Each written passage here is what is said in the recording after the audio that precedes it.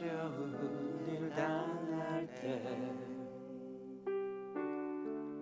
나의 믿음 적으나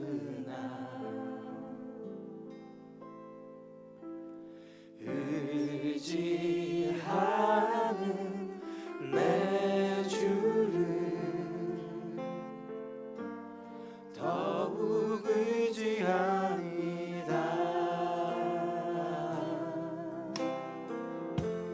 성령께서 내 마음 밝히 비춰 주시니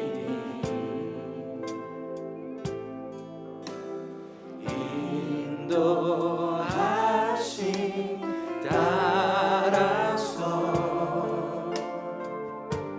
주만 의지합니다.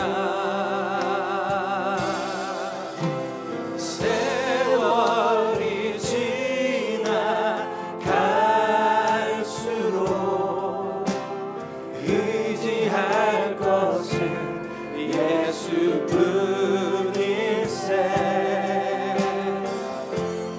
무슨 일을 만나도 예수 의지합니다.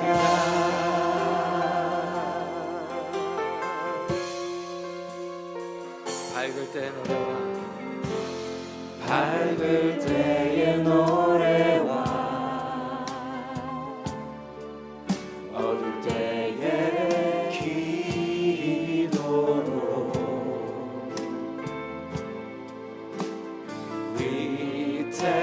위태할 때 도움을 주께 간구합니다.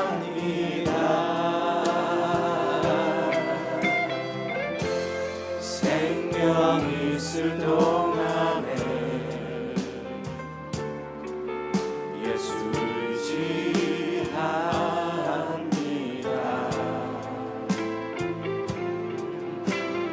천국 올라가도록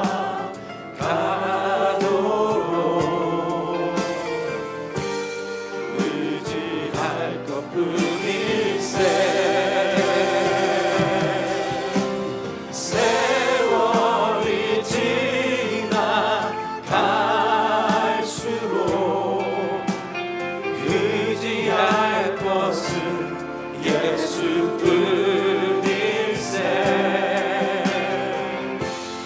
무슨 일을 만나도 예수 의지합니다. 세월이 지나갈수록 세월이 지나갈수록 의지할 것은 예수뿐일세. 무슨 일을 만나도 예수 의지합니다. 의심과 어둠 두려움에 쌓여 낙심하고 있는 나에게 주가 등불 되사 나의 길을 인도하시네. 비춰주시네.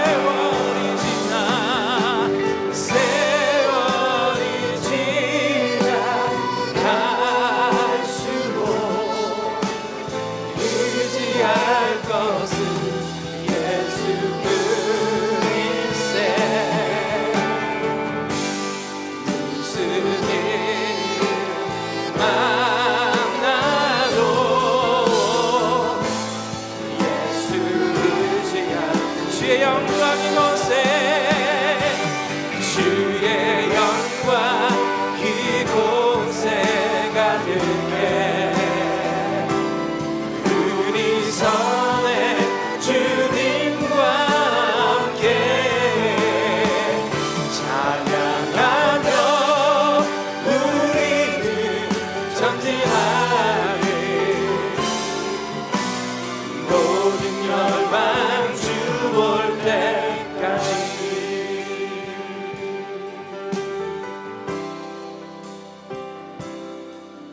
내 눈 주의 영광을 보네 우리 가운데 계신 주님 그 빛난 영광 온 하늘 덮고 그 찬송 온 땅 가득해 내 눈 주의 영광을 보네 찬송 가운데 서신 주님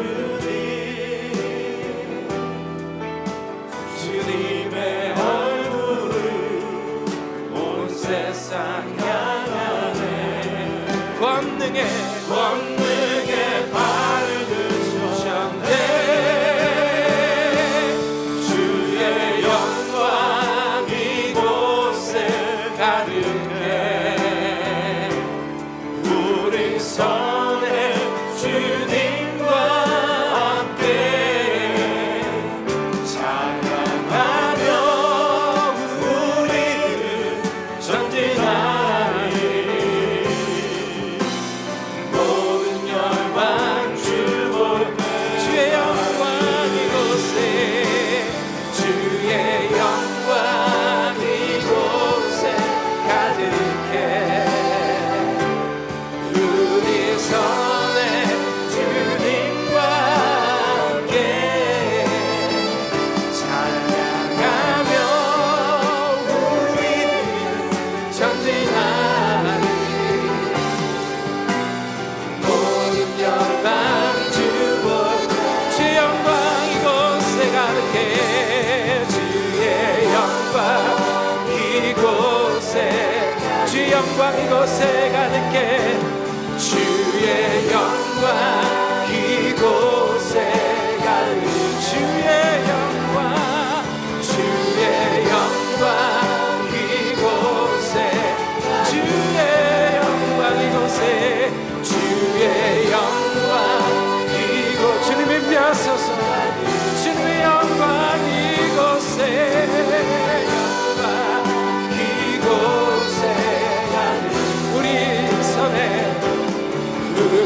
선에 주님과 함께 찬양하며 우리는 전진하리 모든 열방 주 볼 때 모든 열방 주 볼 때가 모든 열방 주 볼 때까지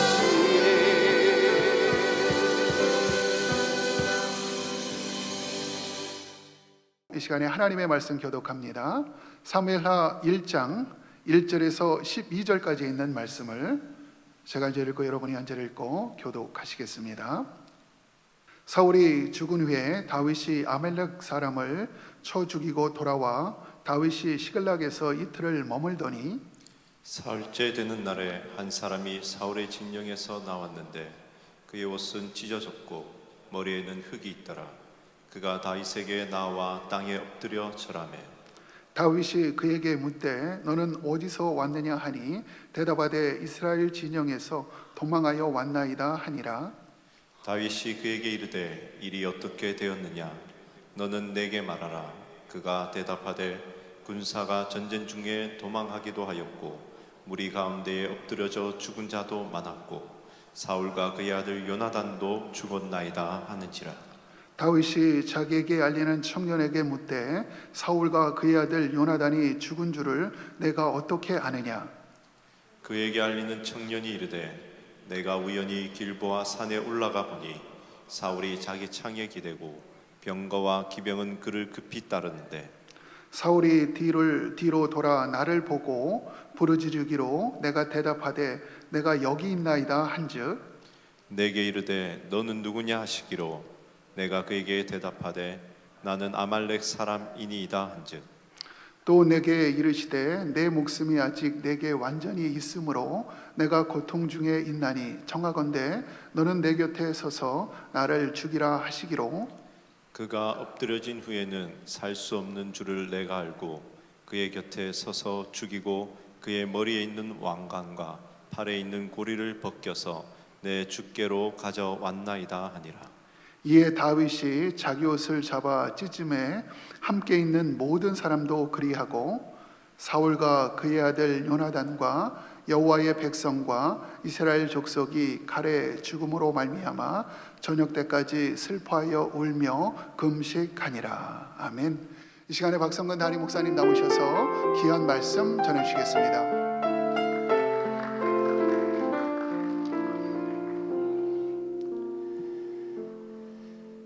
인생은 절망의 반대편에서 시작된다. 이런 말이 있습니다. 영어로 Life begins on the other side of the despair. 이게 사실 프랑스의 실존주의 철학자인 장폴 사르트르가 한 말입니다만은 이젠 끝났다, 모든 것이 절망이다라고 말할 그때가 사실은 인생의 또 다른 챕터가 시작되는 시점이라고 하는 것입니다. 마치 밤이 지나야 아침이 찾아오는 것처럼 인생의 새로운 챕터도 어둠과 실패를 뚫고 열려지게 되는 것입니다. 그 대표적인 예가 여러분이 잘 아시는 지미 카터 대통령의 케이스를 말할 수가 있습니다.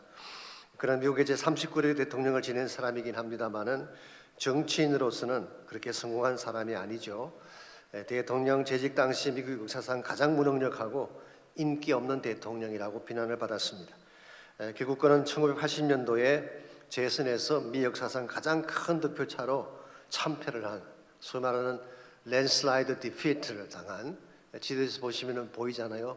붉은색밖에 없죠. 완전히 참패를 한 그런 인물이었습니다. 그가 자기 고향인 조지아로 내려왔을 때에 그를 기다리고 있는 것은 100만 불이 넘는 빚더미밖에 없었다고 전하고 있습니다. 근데 이와 같은 정치적인 실패가 그로 하여금 제2의 인생의 막을 열게 한 것입니다. 여러 전직 대통령들처럼 고액의 강연비 받으면서 강의하러 다니는 대신에 망치와 성경을 들고 전 세계 그늘진 곳들을 찾아다녔습니다. 헤비탓이라고 하는 사역으로 가난한 자들을 위한 집 짓기 운동을 한 것이죠. 뿐만 아니라 그는 분쟁이 있는 나라들을 찾아가서 평화를 중재하고 전 세계 65개국을 다니면서 복음적인 삶을 실천했습니다. 그 결과 2002년도에 노벨 평화상을 수상하게 되죠. 아이러니한 사실이 뭔지 아시겠죠? 재직 당시 가장 인기가 없었던 그가 퇴임 후에 역대 대통령 가운데 가장 훌륭한 대통령이라는 평가를 받고 있습니다. 여러분, 인생은 단막극이 아닙니다. 제1막이 끝나면 제2막이 시작되고 제2막이 끝나면 제3막이 열리는 것입니다. 그러므로 제1막에서 실패했다고 해서 절망할 필요가 없습니다. 하나님이 준비해 놓으신 뉴 챕터, 새로운 장이 기다리고 있기 때문입니다. 성경에도 보면 인생의 제1막을 끝내고 뉴 챕터를 시작했던 예들이 많이 나오고 있죠. 요셉의 케이스를 보시면 그의 제1막은 참으로 불행하고 힘들었던 삶을 살았죠. 형제들에게 버림받고 노예로 팔려가고 청소년의 수많은 날들을 감옥에서 보내는 그런 힘든 과정을 보냈습니다. 그러나 그는 감옥이라는 무대에서 하나님을 배우고 인생을 배우죠. 그 결과 요셉은 우리 모두가 아는 것처럼 누구보다 더 찬란하게 인생의 제2막을 열어간 사실을 성경이 소개하고 있습니다. 모세의 경우도 단막극의 인생이 아니었습니다. 제1막의 무대는 이집트의 궁궐이라고 한다면 제2막은 모래바람이 부는 미디안 광야였습니다. 그러나 그것으로 그의 인생이 끝난 것이 아니라 하나님은 제3막에서 가장 위대한 구속 드라마의 주인공으로 그를 무대 위에 세워주셨습니다. 그때 그의 나이가 얼마라고요? 80세였습니다. 그러므로 이것은 나이와 아무 상관이 없습니다. 주어진 상관이나 척박한 환경과도 상관이 없습니다. 마음에 무엇을 품고 어떻게 인생을 준비하느냐에 따라서 우리의 앞날은 막힐 수도 있고 열릴 수도 있게 되는 것입니다. 여러분의 삶의 상황이 어디까지 와 있는지 한번 점검해 보시기 바랍니다. 혹시라도 침체된 가운데 있다든가 혼란 가운데 계신 분이 혹시 있다면 그러나 절대로 절망하지 마십시오. 하나님은 여러분에게 뉴 챕터, 새로운 인생의 장을 준비하고 계시기 때문에. 그러나 막연하게 시간만 보낸다고 인생의 새 장이 열리는 것은 아닙니다.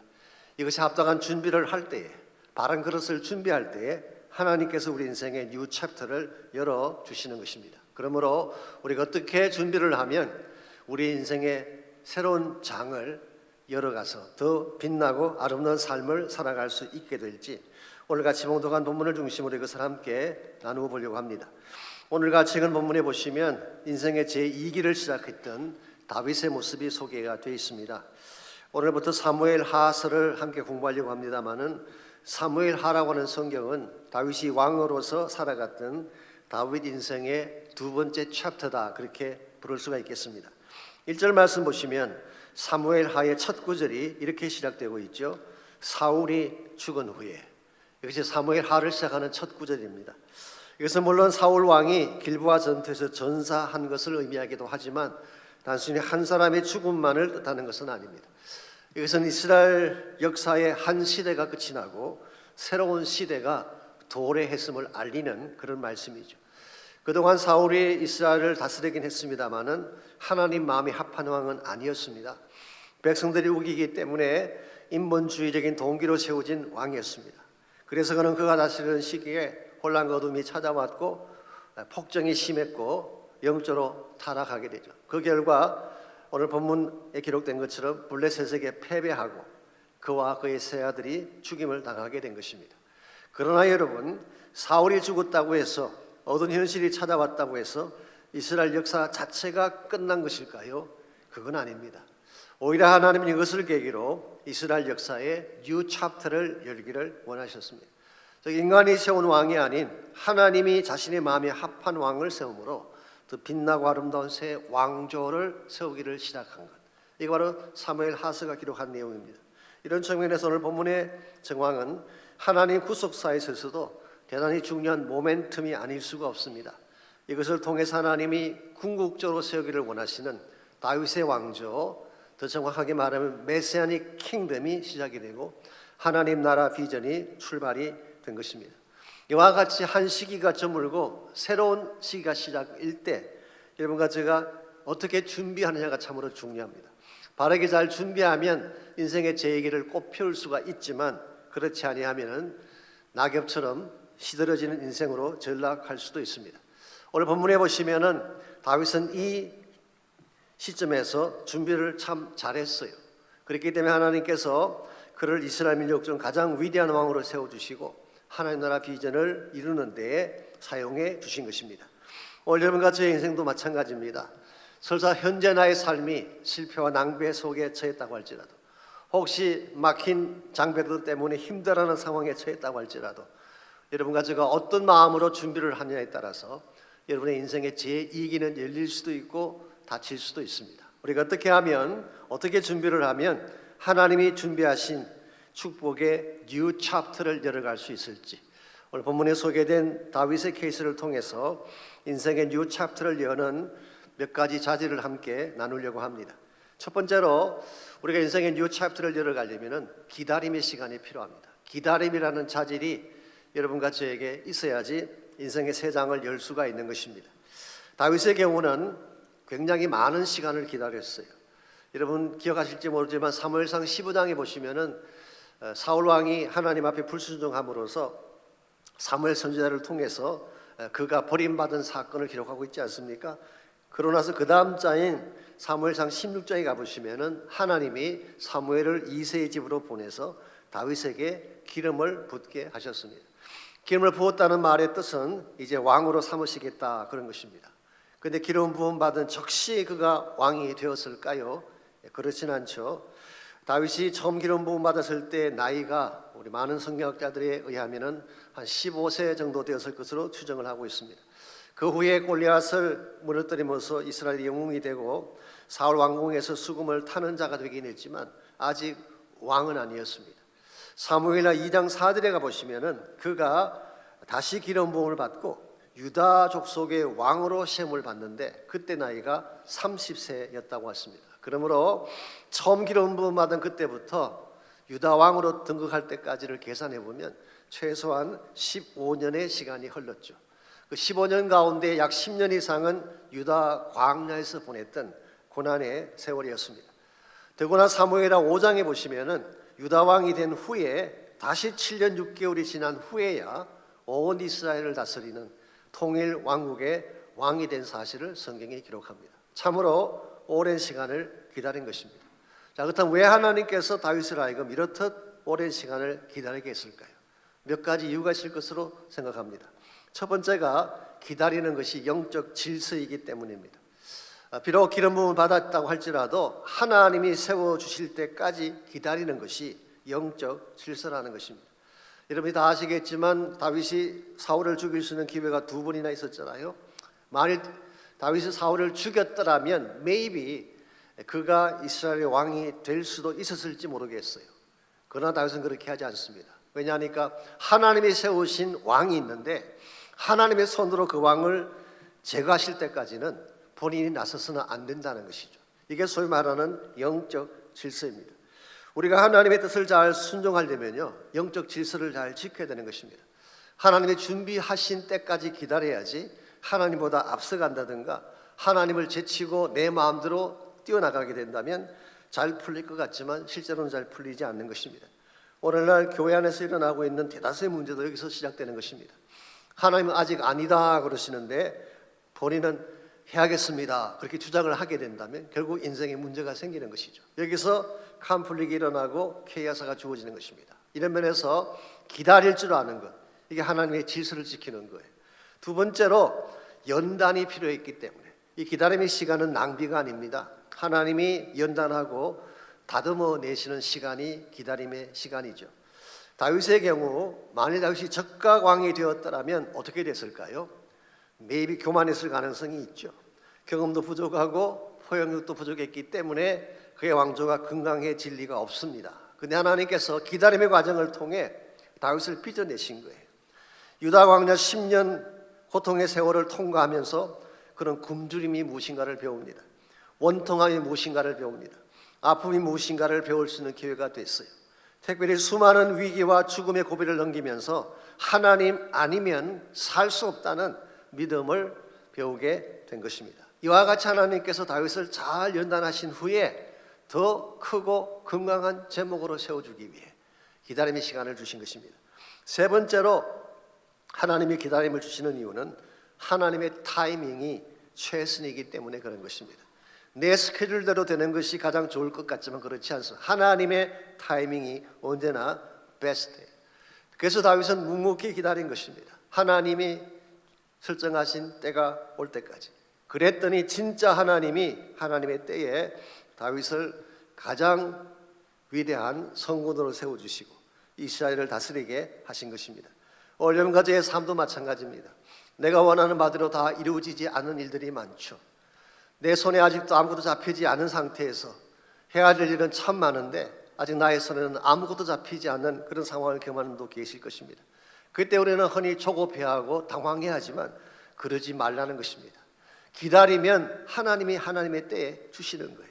그리고 하나님이 주시는 그때가 항상 최선의 타이밍이라는 것입니다. 이런 면에서 혹시 여러분의 인생 가운데도 기다리는 사건, 기다리는 사람, 기다리는 상황이 혹시 있다면 하나님의 때를 기다리며 기도하시기 바랍니다. 그래 하나님께서 우리에게 언제나 최상의 축복을 안겨주시는 거예요. 저희들이 토요일 새벽 기도 끝난 후에 안수주사님 몇 가정과 함께 하나님을 경험하는 삶을 공부를 하고 있습니다. 그 교재에 보면 이런 내용이 나옵니다. 잠깐 있다 사라지는 풀 한 포기가 자라는 데는 많은 시간이 걸리지 않는데요. Maybe 2 weeks, 3 weeks 뭐 많이 걸려야지 몇 개월이면 풀 한 포기는 다 성장하는 것입니다. 그런데 옥추리 이 참나무 한 그루를 성장시키려면 수십 년이 걸린다는 것입니다. 자, 하나님께서 여러분들을 여러분의 인생을 풀포이 같이 만드시기를 원하세요? 아니면 옥추리로 단단한 참나무 같은 인생으로 만들기를 원하세요? 하나님 우리에게 기다림을 주시는 이유가 우리 삶을 단단한 어떠한 환난도 넘어지지 아니할 참나무로 만드시기 위한 과정이에요. 그러므로 기다릴 줄 알 때에 우리는 새로운 인생의 축복을 향해 나아갈 수가 있습니다. 두 번째로 필요한 것이 영적인 분별력입니다. 영적인 판단력이 바로 써야지 어디로 가야 될지를 정확하게 알고 하나님이 준비하신 뉴 챕터를 향해 나갈 수가 있는 것입니다. 분별력이라고 하는 것은요, 주어진 상황이나 사건을 하나님의 관점에서 보고 정확하게 판단하는 능력을 말하는 것입니다. 다윗에게는 이와 같은 분별력이 있었어요. 2절 말씀 볼까요? 2절 말씀 보시면은 사흘째 되는 날에 한 사람이 사울의 진영에서 나왔는데 그의 옷은 찢어졌고 머리에는 헐기 있더라. 그가 다윗에게 나와 땅에 엎드려 절하며 그랬습니다. 이게 사흘째 되는 날이라고 하는 것은 다윗이 시글락으로 돌아와서 자기 백성을 구출하고 3일째 되는 날을 말합니다. 그러므로 이때는 이미 길보아 전투가 벌어진 이후이죠. 바로 이와 같은 때에 사울 진영에서 한 사람이 다윗에게로 왔습니다. 보니까 옷은 찢어져 있고 머리에는 흙이 묻어 있습니다. 그때 사람들이 보면은 다윗이 어디서 왔느냐 물었습니다. 그랬더니 이스라엘 진영에서 도망쳐 나왔는데 사울과 요나단이 전사했다고 리포트를 합니다. 너가 어떻게 그것을 아느냐 되물었더니 6절에 보시면 그의 대답이 나와 있습니다. 6절 그에게 알리는 청년이 이르되 내가 우연히 길보아산에 올라가 보니 사울이 자기 창에 기대고 병거와 기병은 그를 급히 따랐다고 했어요. 우연히 길보아산에 올라갔더니 사울이 아마 중상을 입은 가운데 창에 기대 있는 모습이 발견된 것입니다. 그때에 자기에게 부탁을 하기를 자기를 죽여달라. 그래서 이 아말렉 청년이 사울을 죽이고 그의 왕관과 팔고리를 가져왔다고 리포트를 한 것입니다. 자, 이것이 사실일까요? 아니죠. 거짓말이죠. 벌써 우연이라는 이 말 자체가 좀 의심을 갖게 합니다.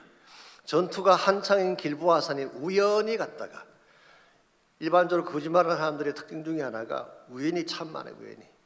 빌 클린턴이 루인스키와의 스캔들이 터졌을 때 가장 많이 사용한 표현이 뭔지 아십니까? By accident, accidentally. 우연히 어찌하다가 한두 번 마주쳤을 뿐 I don't know this woman. 이 여자를 나는 모릅니다 라고는 답을 했어요. 우연을 남발하는 사람 조심하시기 바랍니다. 그렇게 우연이 많은 사람들에게는 항상 문제가 있기 마련이죠.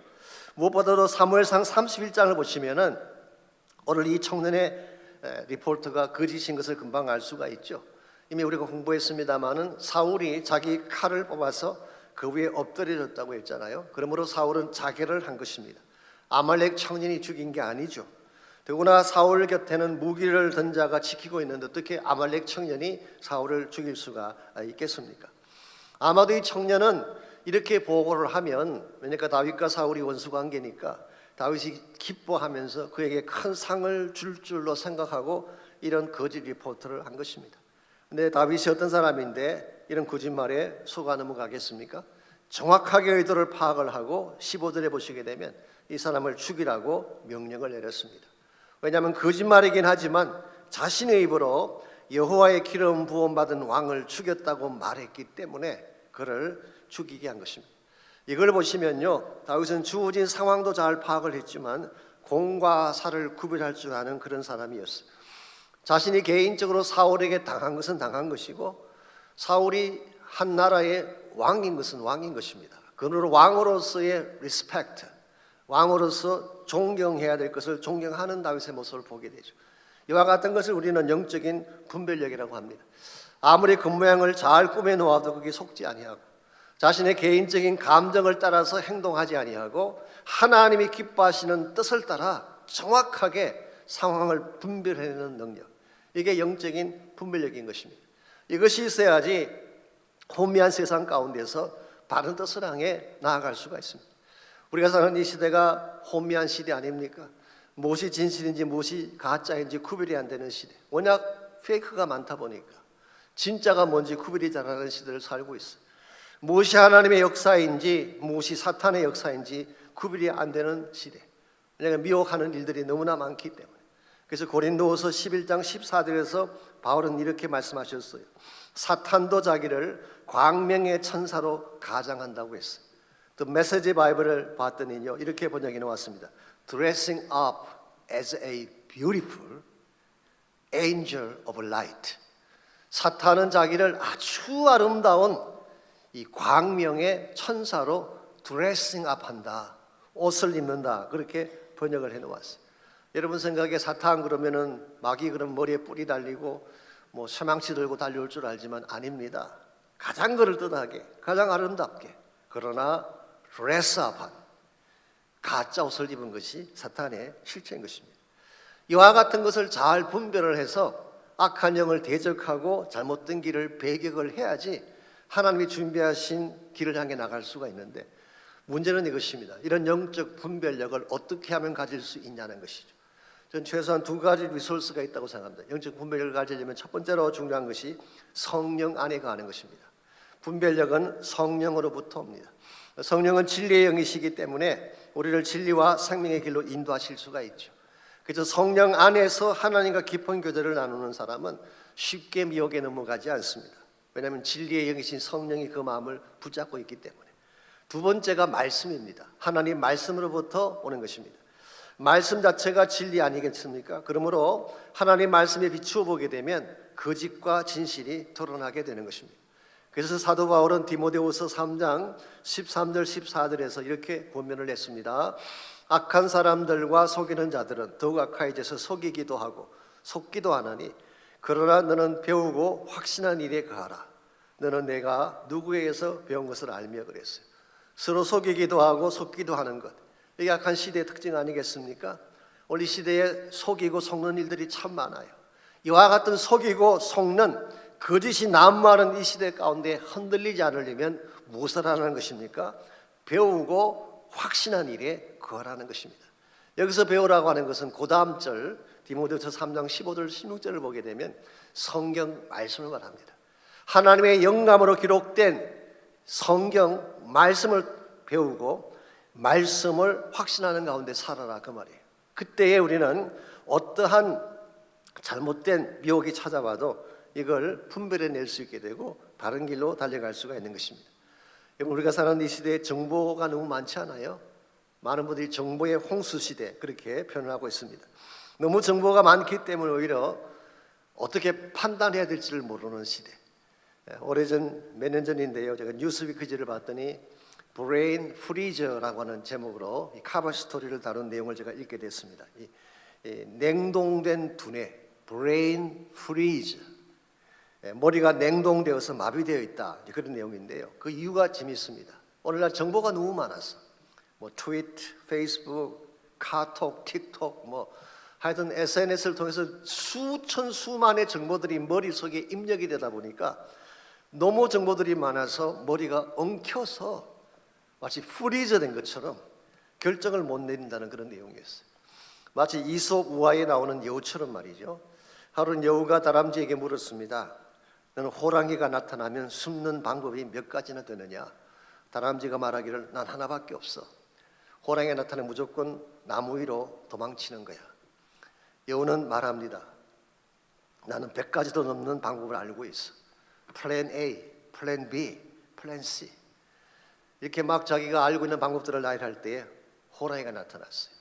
다람쥐는 생각할 필요도 없이 나무 위로 도망을 쳤어요. 근데 여우는 어떤 플랜을 택할까? A를 택할까? B를 택하다 고민하다가 잡혀서 돌아가셨다는 이솝우화가 있어요. 여러분, 많은 정보가 우리를 살리는 것이 아닙니다. 한 가지를 알아도 진짜를 알아야 돼요. 그 한 가지가 바로 하나님 말씀이고 복음의 진리입니다. 아무리 세상이 악화해지고 아무리 거짓이 난무해도 진짜 알아야 될 진리를 바로 알게 되면 바른 길을 택할 수가 있게 되는 거예요. 그래서 말씀과 성령을 통하여서 영적 분별력을 여러분이 가지셔야지 악한 시대에 미혹당하지 아니하고 바른 길로 나아갈 수가 있는 것입니다. 이와 같이 성령과 말씀을 통해 여러분이 무장하려면 뭐가 필요할까요? 오늘부터 뭐가 시작되나요? 제자훈련. 제자훈련 광고가 나면은 저거 누군가가 해야 될 광고구나 생각하지 마시고 여러분을 초청하는 말씀이에요. 제자 훈련 받는다고 하는 것은 말씀으로 무장한다는 것입니다. 하나님의 진리로 내 마음을 무장시키는 거예요. 이 무장을 하지 아니하면 악한 씨들을 이겨낼 수 없어요. 우리가 교회에서 예배 드릴 때는 상관이 없습니다. 바깥만 나가면 수없이 많은 공격들이 있습니다. 악한 영들이 우리의 심령을 삼키려고 달려들잖아요. 말씀 없이 어떻게 이길 수 있겠어요? 성령의 권세 없이 어떻게 승리할 수 있겠습니까? 그러므로 우리가 참 제자가 되어야 돼요. 제자 훈련을 통해서 여러분 모두가 무장을 하고 참 제자로 세워지게 될 때 여러분의 인생은 하나님의 뜻을 향해 나아갈 수가 있게 됩니다. 이와 같이 우리가 답답한 현실을 뚫고 인생의 뉴 챕터를 열며 나가기를 원한다면 1차적으로는 기다릴 줄 알아요. 기다림의 미학이 필요한 것입니다. 서두르지 말고 조급해하지 말고 하나님의 때까지 기다리며 기도하는 것. 두 번째는 영적인 분별력을 가져야지 성령과 말씀으로 바른 무장을 해야지 하나님의 뜻을 잘 알고 바른 길을 향해 나갈 수가 있는 것입니다. 마지막 세 번째로 인생의 뉴 챕터를 열려면은 마음의 그릇을 준비해야 됩니다. 모든 것을 담아낼 수 있는 마음의 capacity, 큰 용량의 그릇을 준비해야지 여러분이 어려운 문제를 당해도 그걸 다 극복하고 이겨낼 수가 있는 것입니다. 다윗의 케이스를 보면요, 다윗은 외적인 능력도 탁월했지만 그 마음의 그릇이 참 크고 아름다웠어요. 오늘 본문에서 그걸 우리가 확인할 수가 있는데, 먼저 12절 말씀 보겠습니다. 사울과 그의 아들 요나단과 여호와의 백성과 이스라엘 족속이 칼의 죽음으로 말미암아 저녁 때까지 슬퍼하여 울며 금식하니라. 이 사울의 죽음 앞에 다윗이 보인 반응이 무엇이었어요? 옷을 찢고 슬퍼하며 금식했다고 했습니다. 이것은 가식적으로 우는 눈물이 아닙니다. 진심이 담긴 눈물을 쏟은 것입니다. 우리가 이미 공부해서 다 아는 것처럼 그동안 얼마나 사울이 다윗을 학대를 해왔습니까? 다윗의 아내 미갈을 빼앗아서 다른 남자에 주기도 하고 다윗을 광야로 쫓아내고, 그것도 부족해서 그를 죽이려고 수십 년 동안을 추격하며 쫓아다녔다. 그 험악한 광야의 세월, 사울 때문에 다 상실했던 것이 다윗이죠. 이 정도까지 갔으면 우리 같았으면 어떻게 했을까요? 사울 죽었다 그러면 고소하다, 잘됐다, 그리고 기뻐할 텐데 다윗은 그렇지 않았어요. 울며 금식하며 통곡을 했어요. 이유가 뭘까요? 잘 낳건 못 낳건 하나님이 기름 부어 세워주신 하나님의 종이었기 때문에. 자기를 우대하건 냉대하건 사울은 자신이 섬겨왔던 주군이기 때문에 다윗은 아무리 상황이 바뀌어져도 그를 향한 그 마음은 변할 수가 없다는 것입니다. 그래서 사울을 사랑하고 용납하고 받아들이고, 그리고 사울의 죽음 앞에 애도를 표한 것입니다. 여러분 성경을 읽어보시면 아시겠지만요, 그렇게 사울에게 당하면서도 다윗의 입으로 단 한마디도 사울에 대해서 악한 말을 한 기록이 나와 있지 않아요. 이게 다윗의 크기예요. 그만큼 마음이 컸다는 것입니다.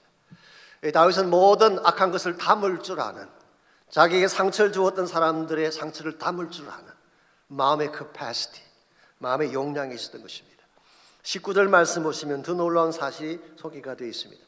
사실은 읽지 않았지만 17절부터 마지막 절까지 보게 되면, 27절까지 보게 되면 다윗이 사울과 요나단을 위해 지었던 노래가 나오죠. 이 노래는 애가입니다. Lamentation, 죽은 자를 향한 조가를 부른 것입니다. 특별히 이것을 활의 노래라고 했는데요, 아마도 베냐민 지파가 활을 잘 썼기 때문에 후대 사람들이 이것을 활의 노래라고 이름을 붙인 게 아닌가 생각합니다만은, 19절을 보시면요, 다윗은 사울과 요나단을 이렇게 묘사하고 있습니다. 우리 1장 19절입니다. 이스라엘아, 내 영광이 산 위에서 죽임을 당하였도다. 오라, 두 용사가 엎드려졌도다. 이 사울의 죽음을 이스라엘아, 내 영광이 죽었다라고 표현합니다. 이 말은 다른 말로 표현하면은 사울이 이스라엘의 영광이다, 그런 뜻이에요. 뿐만 아니라 용사가 죽었다고 표현하고 있습니다. 사실은 패배했잖아요. 지금 블레셋 사람들에게 패배해서 처참하게 죽임을 당했는데 다윗은 뭐라고 표현하고 있나요? You are the glory. 당신은 이스라엘 민족의 영광이었습니다. 당신은 용사였습니다. 최상의 언어로 다윗을 칭송하는 것을 보게 됩니다. 여러분, 사람을 평가하려고 하면요, 얼마든지 약점도 이야기할 수 있고 부족한 점도 이야기할 수 있고 모자란 점도 이야기할 수가 있죠. 근데 그 사람에 대해서 가장 좋은 면만 이야기를 한다면 이게 사랑이 사실은 사랑의 표현입니다. 그래서 highly of soul, 다윗은 사울에 대해서 highly speak한 것입니다. 이것은 굉장히 소중한 마음의 자세예요. 고린도서 13장 5절에 보시면은 사도 바울이 사랑의 특징을 나열할 때 이 악한 것을 생각지 아니하며 그런 표현이 나와요. 자, 이 말의 뜻이 뭘까요? 영어 번역이긴 합니다만은 그 Berean Standard Bible이라고 하는 영어 성경이 있습니다. 그 영어 성경에서는 이렇게 번역해 놓았어요. It keeps no account of wrongs. 잘못된 것은 어카운트에 남겨두지 않는다, 기록하지 않는다, 그렇게 번역을 했어요. 실제로 여기 사용된 용어가 고대 사회에서 어카운팅 용어였다고 합니다. 그래서 어떤 그 주석가는 이것을 holy bookkeeping, 거룩한 회계 기재법, 뭐 그렇게 번역해서. 북키핑은 아시죠? 수입 넣고 지출하고 하는 거 북키핑이죠. 그런데 holy bookkeeping, 예를 들면 이런 것입니다. 상대가 나에게 했던 것 가운데 악한 말들, 나쁘게 했던 것들, 실수하고 상처 주었던 이 모든 것들은 기재하지 않는 거예요. 근데 반대로 나에게 잘했던 것들, 나에게 참 귀하게 했던 그런 일들, 아름답고 예쁘고 자랑스럽고 감사할 일만 기재하는 것입니다. 이게 바로 홀리 복기핑이에요. 우리는 반대로 할 때가 더 많죠. 부부싸움 할 때 보면은 잘했던 건 간 곳이 없고 어디서 기억을 해냈는지 못한 것만 다 끄집어내서 못한 거 끄집어내기 시합하듯이 할 때가 여러분 아닌가요? 하여튼 그런 경우가 보는데 이건 홀리 북키핑이 아닙니다. 어글리 북키핑. 홀리 북키핑을 하게 되면 나에게 축복이 주어집니다. 내 마음속에 선뿌리를 안고 살면요, 누가 상하는지 아세요? 내가 상합니다. 원망이 가득 차 있잖아요. 불평이 가득 차 있잖아요. 내 마음이 상하는 거예요. 근데 말로 내 마음 속에 있는 이 모든 나빴던 기억들, 악한 것들, 상처받았던 것들은 다 지워버리고 축복되고 아름답고 사랑된 것만 다 마음에 품게 된다면 우리 마음 자체가 부유하게 되고 이와 같은 심령을 하나님은 축복하셔서 앞길을 열어주신다는 거예요. 욥의 케이스를 보면요, 욥은 아시죠? 욥은 정말 상상할 수 없을 정도의 고난을 당한 사람입니다. 그런데 욥이 공경을 돌이키고 이 배가 되는 축복을 받습니다. 자, 욥의 인생 가운데서 고난을 받아오다가 그 고난이 턴되어지면서 오히려 갑절의 축복으로 나아가게 된 계기가 뭔지 혹시 아십니까? 욥기 42장 10절에 보게 되면 그 비결이 나와 있습니다. 욥이 그의 친구들을 위하여 기도할 때 여호와께서 욥의 곤경을 돌이키시고 여호와께서 욥에게 이전 모든 소유보다 갑절이나 주신지라. 욥이 무엇을 할 때? 기도할 때. 이건 그냥 기도가 아니라 축복 기도를 말합니다. 자기 친구들을 향해서 욥이 축복하며 기도할 때, 이 친구가 누굽니까? 욥이 고난당했을 때 욥을 찾아와서 가슴을 파면서 비수를 찌르면서 아픔을 안겼던 친구들 아닙니까? 세 사이클에 걸쳐서 세 친구가 위로하러 온 것이 아니라 욥의 심령을 산산조각이 나도록 아프게 했던 그 친구들인데, 그 친구들을 향하여서 욥이 축복하며 기도하는 순간 곤경이 멈추고 오히려 그의 삶이 갑절이나 부유하게 되었다고 성경은 기록합니다. 사랑하는 성도 여러분, 여기에 축복의 뉴 챕터를 여는 비결이 있습니다. 내 심령에 악한 것을 품고 살면 나를 상하게 합니다. 선뿌리를 품고 살면 내 인생을 서게 만듭니다. 그러나 내 마음에 사랑을 품고 용서를 품고 축복을 품고 살아간다면 하나님께서 우리의 앞길을 열어주시는 것입니다. 그러므로 무슨 일을 당할지라도 악을 악으로 갚지 마십시오. 축복하고 사랑하며 사시기를 바랍니다. 그때 하나님이 여러분의 인생을 복되게 하셔서 축복의 뉴 챕터를 열어주시는 거예요. 오래전에 저희 교회 집사님 한 분이 신장 쪽에 큰 종양이 생겨서 수술을 받기 위해 병원으로 들어가셨습니다. 사실 좀 늦게 가신 거죠. 막상 열어보았더니 그 안에 엄청나게 큰 암덩어리가 있었어요. 일반적으로 그 정도 사이즈면 주변에 다 퍼져서 치료가 불가능한데 이분의 경우는 전혀 퍼지지 않도록 하나님이 지켜주셨어요. 한마디로 말씀드려서 기적이 일어난 것입니다. 나중에 이분이 저에게 하신 말씀인데요, 그분의 간증이 이와 같습니다.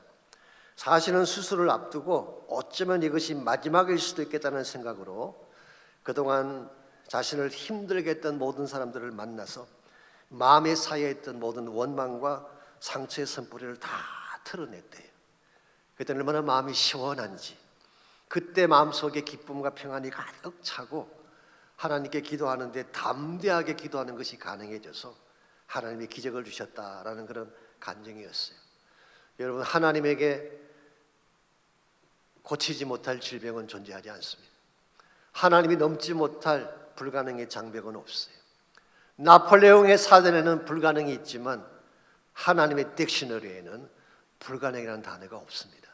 무엇이건 가능한 하나님, 어떠한 질병도 치료하실 수 있는 하나님, 어떠한 불가능의 장벽도 뚫고 나에게 축복의 새 장을 여시는 하나님. 근데 한 가지 문제가 있습니다. 한 가지 문제가 내 마음이에요. 만일 내 마음 속에 처리하지 아니한 찌꺼기가 남아있을 경우에, 그것이 죄악의 찌꺼기든 불신앙의 찌꺼기든 상처나 원망의 찌꺼기든 내 심령 가운데에 하나님이 기뻐하지 않는 찌꺼기가 남아있게 되면 하나님이 일하실 수가 없어요. 하나님은 모든 능력을 소유하신 분이지만 내 믿음에 불순물이 섞여 있으면 하나님의 능력이 나타날 수가 없는 것입니다. 그러므로 여러분이 정말 하나님의 기적을 경험하고 싶고 여러분 인생이 아름답게 꽃 피워지기를 정말 원하신다면 내 마음속에 있는 찌꺼기들을 다 털어내야 돼요. 그것이 죄악이든 불신앙이든 오래된 상처이든 선뿌리든 정오심이든 이 모든 것을 다 털어내고 주의 영이신 성령으로 내 마음이 가득 차게 될 때, 그때 여러분 인생 자체가 기적이 되고 행하는 일마다 하나님이 길을 열어주시고 참된 차원의 형통을 위한 뉴 챕터의 삶이 시작되게 되는 것입니다. 우리가 살아가는 인생 여정 자체가 항상 평탄한 것만은 아닙니다. 역경이 찾아오기도 하고 마치 수렁에 빠진 것처럼 침체의 순간을 경험할 수도 있습니다. 그럴지라도 여러분 마음 중심에 하나님이 임재하셔서 능력과 은혜를 부어주신다면 여러분 그 힘들고 어려운 수렁을 이겨낼 수 있습니다. 태산을 넘어 험곡에 가더라도 그분의 손을 붙잡고 가시게 되면 승리자가 되고 하나님을 기쁘게 하는 삶을 살아갈 수가 있는 것입니다. 그러므로 이 시간 여러분 기도하기를 원하는데요, 기도할 때 먼저 여러분 마음속에 어떠한 것이든 하나님이 기뻐하지 않는 찌꺼기가 있다면 이걸 다 토해내는 기도를 하시기 바랍니다. 혹시 내 마음속에 죄악의 찌꺼기가 남아있지 않는지, 원망과 불평과 선뿌리의 찌꺼기가 있지 아니한지 이 모든 것들을 다 토해내고 주의 영으로 내 마음을 가득 차게 하옵소서. 나의 심령이 주의 영으로 가득 차게 하셔서 하나님의 권세와 능력 가운데에 기력적인 삶을 살 수 있도록 은혜를 부어달라고 기도하시기를 바랍니다. 태산을 넘어 험곡에 가도 빛 가운데로 걸어가며 주께서 항상 지키시기로 약속한 말씀 변치 않네. 하늘의 영광 하늘의 영광 나의 맘속에 찬으로 넘쳐 할렐루야를 힘차게 불러 영원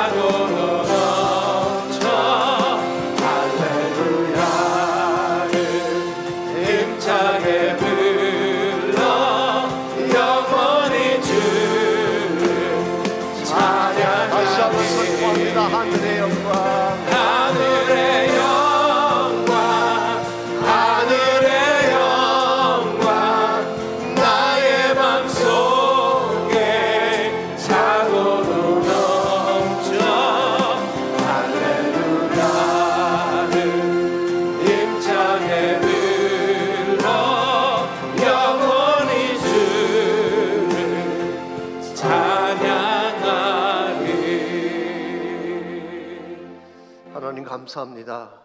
우리가 어떤 상황에 처할지라도 주께서 내 곁에 계시며 힘을 실어주시며 주의 영광을 향해 나아갈 수 있도록 능력 베풀어 주시니 감사합니다.